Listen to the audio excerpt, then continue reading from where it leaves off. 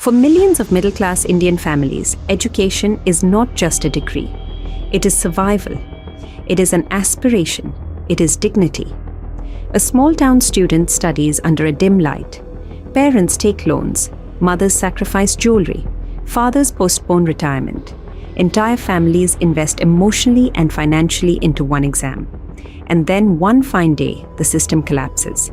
The cancellation of NEET UG 2026 after allegations of a large-scale paper leak is not just another controversy. It is a national warning sign.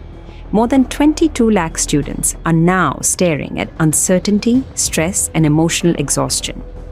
But perhaps the bigger question is this: as a nation, are we slowly taking education lightly?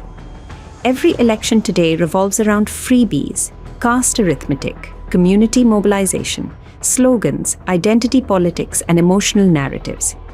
Political debates dominate television. Social media celebrates outrage. Governments compete over subsidies and announcements.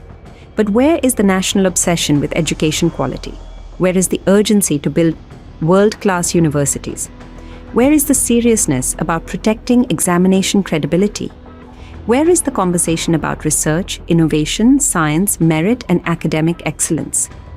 Today, if a student works hard honestly for 2 years and still loses because of a leak mafia, what message are we giving?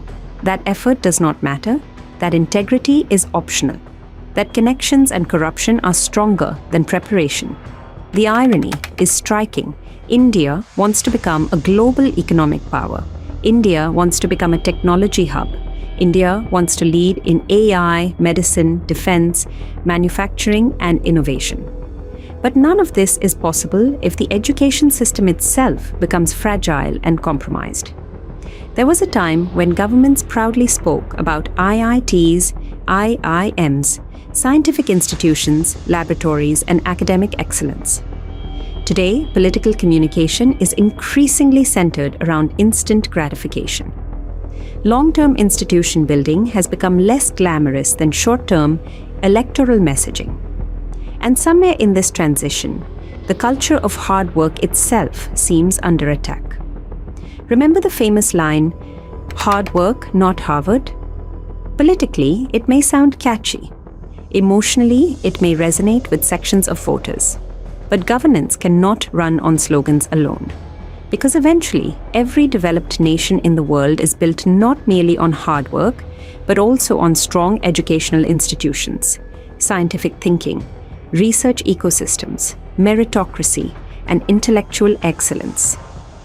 Hard work without quality education creates labor.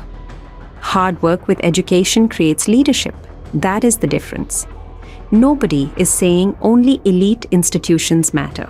Nobody is saying ordinary Indians cannot succeed. In fact, India's greatest success stories come from ordinary families. But anti-intellectualism can never become state philosophy. If expertise is mocked, if institutions weaken, if examinations repeatedly collapse, if coaching mafias become stronger than regulators, then the long-term damage is enormous. The NEET controversy is not just about one exam paper leak. It reflects a deeper governance challenge, and students are noticing it. An entire generation is beginning to feel that the system is becoming unpredictable. Honest students are paying the emotional price for administrative failures and criminal networks. India cannot afford this, because countries rise when education becomes sacred. Countries decline when education becomes political theatre. The real question, therefore, is not whether NEET will be reconducted. The real question is this: in modern India, are we still building a culture that respects scholarship, discipline, and excellence? Or are we slowly replacing national ambition with political convenience?